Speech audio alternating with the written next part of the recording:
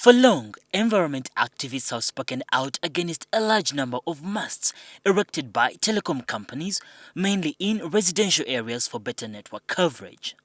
The activists cite lack of consideration of nearby residents when erecting the masts. Now, the new draft guidelines on masts presented to stakeholders here in Kampala will be used to complement existing environment impact assessment regulations. The rules will also subject the telecom companies to annual environmental audits.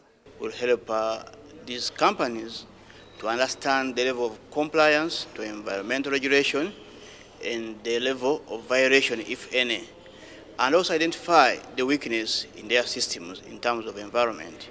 The guidelines for the telecom sector focus on site and facility sharing, health and safety standards, locations for setting up masts, their base stations, and soil-bearing capacity.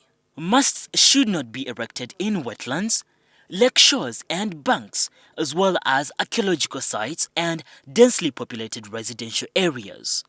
Where they are constructed, the minimum distance from the nearest house should be 40 meters.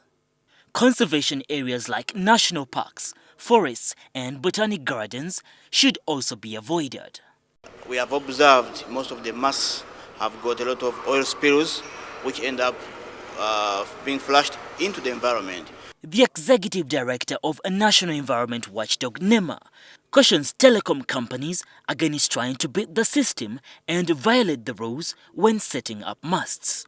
I've taken it up upon myself as the executive director of NEMA not to approve or not to review any environmental impact statement or environmental audit submitted by a practitioner whose code of conduct is in question.